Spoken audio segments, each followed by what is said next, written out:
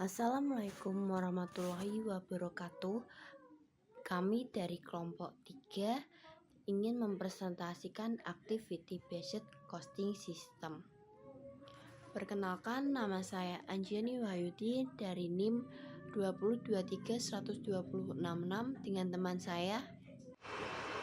Saya Afan Kuryansyah Moro dengan NIM 2023-12050. Saya akan menjelaskan Activity Based Costing. Activity Based Costing System adalah sistem untuk menghitung biaya yang paling akurat dengan melihat aktivitas-aktivitas secara spesifik dalam proses bisnis, daripada membagi biaya secara rata ke semua produk atau jasa. Sistem ini akan berguna untuk bisa menghitung berapa biaya yang dihabiskan dalam setiap aktivitas dalam pembuatan suatu produk.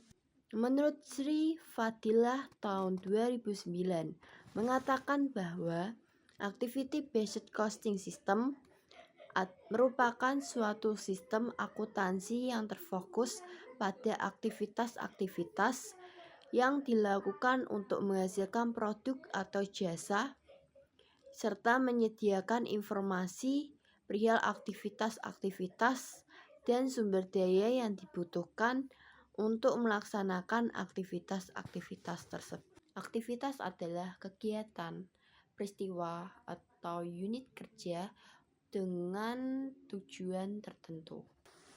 Misalnya merancang produk, mengoperasikan mesin, menyiapkan mesin, mendistribusikan suatu produk. Gambaran sederhana secara umum dari Activity Based Costing System ini adalah, misal kita memiliki usaha toko kue.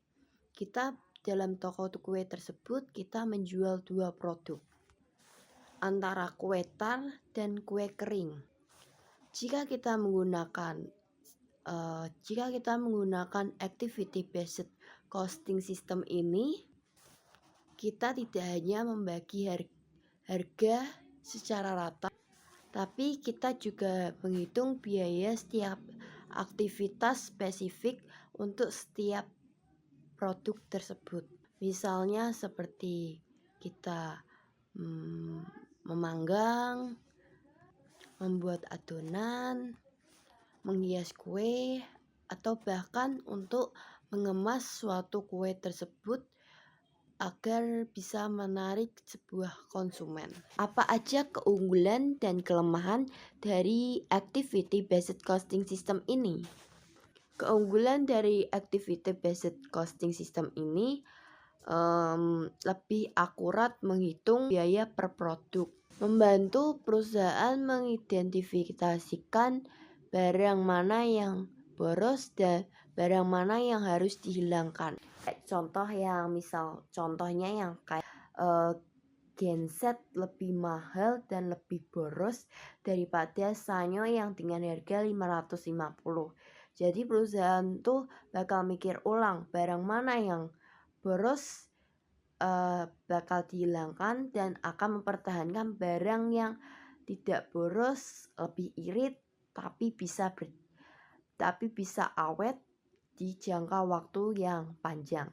Sedangkan kelemahan dari Activity Based Costing System ini, kelemahannya adalah mengimplementasikan dengan analisis secara mendalam.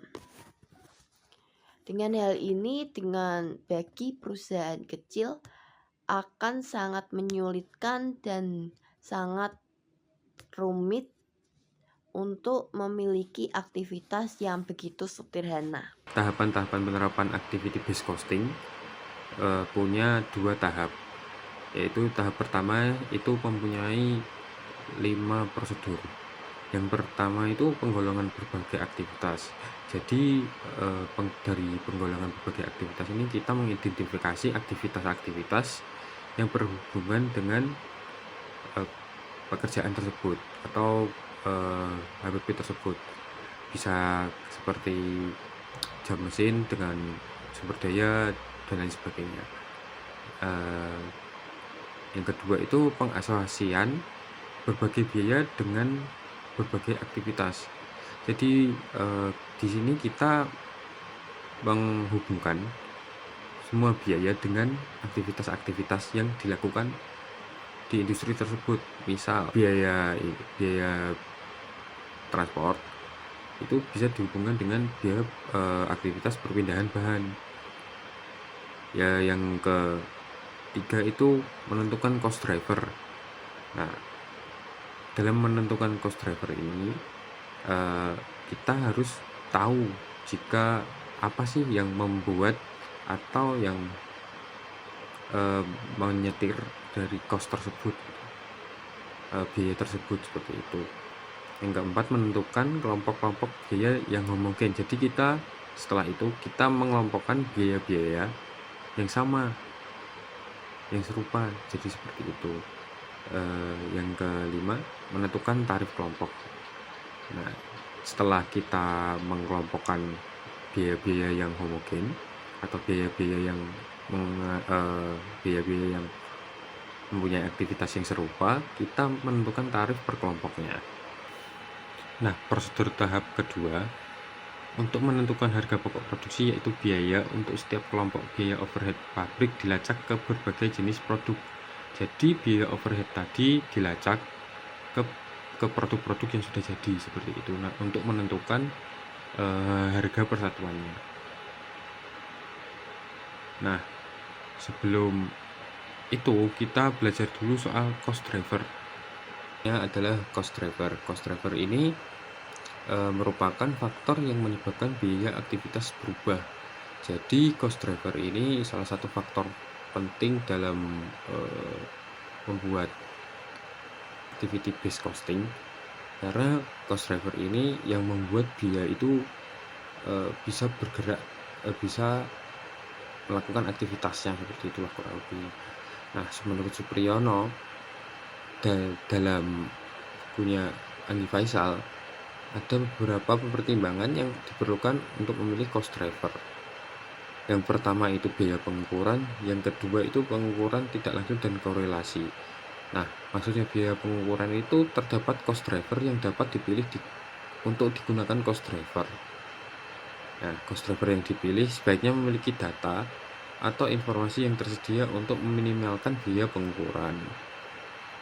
Nah, yang kedua itu pengukuran tidak langsung dan korelasi. Adanya struktur informasi sebelumnya dapat digunakan dengan cara lain untuk meminimalkan biaya dalam kuantitas cost driver.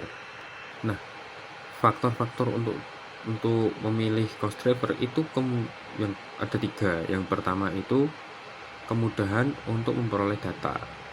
Yang kedua itu korelasi antara konsumsi dari aktivitas. Yang ketiga, pengaruh cost driver terhadap perilaku.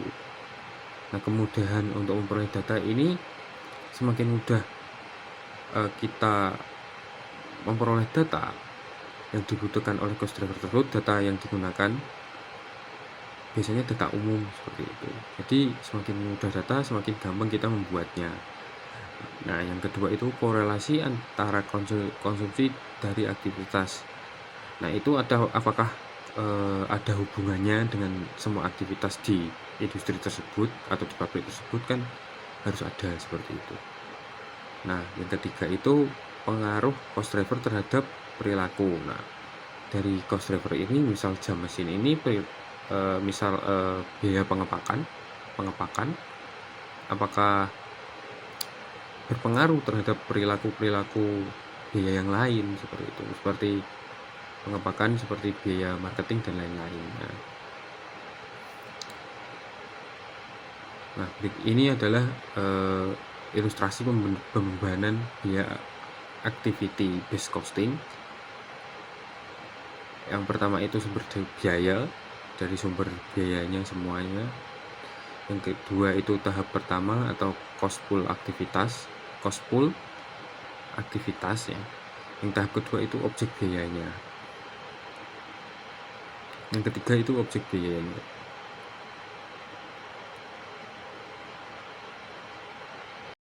Nah, untuk perhitungan activity based costing ini, di contoh soalnya perusahaan Petrogas memberikan informasi terkait kegiatan operasional, yaitu 4 aktivitas yang menyebabkan biaya sebagai berikut. Yang pertama itu ada penggunaan kelistrikan, pengujian, pengesatan, penanganan bahan, dan penanganan bahan. Nah, di data produksinya kita bisa melihat ada unit produksinya atau volume produksinya, terus biaya utama, jam kerja langsung, jam mesin, dan production run. Biaya utama ini dari biaya bahan baku dan juga biaya tenaga kerja langsung. Nah, jika kita melihat jam kerja langsung, jam mesin, production run, dan pemindahan bahan, apalagi yang pemindahan bahan dan production run itu sangat berhubungan dengan aktivitas gitu. Jadi kita bisa langsung melihat apa korelasinya dari aktivitas-aktivitasnya dan juga pengukuran penggunaan aktivitasnya. Nah, yang berikutnya itu langsung kita hubungkan antara aktivitas dan pemicu aktivitasnya, seperti penggunaan kelistrikan, dan juga dia pemicunya itu jam mesin, dan terus pengujian itu pemicunya jam kerja langsung, karena setiap pengujian pasti harus ada tenaga kerja langsungnya, seperti itu. Nah, lalu kita menghitung rasio konsumsinya. Rasio konsumsi itu bisa dilihat di tabel pertama tadi di slide sebelumnya. Nah, di sini kita menghitungnya itu dari angka-angka yang tadi yang ada di aktivitas dan juga pengukuran penggunaan aktivitas. Jadi seperti itu. Nah, ini sudah ketemu rasio-rasio konsumsinya. Nah, jika bisa kita lihat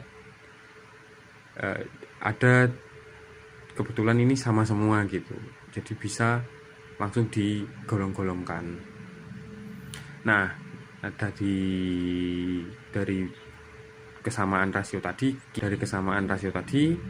lalu kita bisa mengkelompokkan penggunaan tadi menjadi 2 kelompok, yaitu dari 2 kelompok aktivitasnya. Bisa kita lihat itu ada kelistrikan dan juga pengujian, dan juga pengesatan dan penanganan bahan.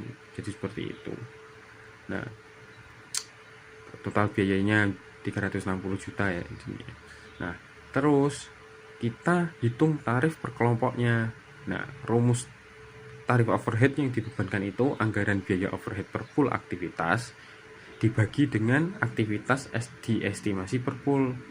Jadi tarif kelompok pertama itu 360 juta dibagi 200 jam kerja. Nah, 200.000 jam kerja ini didapat dari tadi total jam kerjanya. Nah, jadi didapatkan 1.800 rupiah per jam kerja langsung. Nah, tarif kelompok kedua juga sama. Itu biaya pemindahan bahannya itu berapa gitu totalnya. Jadi seperti itu. Nah, ini perhitungan biaya activated base cost-nya. Nah, ini biaya utamanya dari produk premium dan solar. Nah, untuk biaya overhead diberikannya itu dari kelompok 1, kita langsung bisa hitung ke kelompok satunya, itu 1.800 dikali 220.000 dari jam dikalikan jam kerja langsungnya, jadi seperti itu. Lalu kelompok 2 juga sama, dikalikan jam pemindahan barangnya itu berapa jam kerjanya gitu. Terus dapatlah total biaya manufaktur. Nah, dari total biaya manufaktur itu dibagi, untuk mencari biaya per unitnya itu dibagi dengan unit produksinya atau volume produksinya. Nah, di sini kita lihat kita bisa langsung mendapatkan 21 untuk premium itu 21.600 dan untuk solar 9.600. Jadi seperti itu. Terima kasih. Hanya itu yang bisa kami sampaikan. Semoga bermanfaat. Jika ada pertanyaan bisa ditulis di komen di bawah. Dan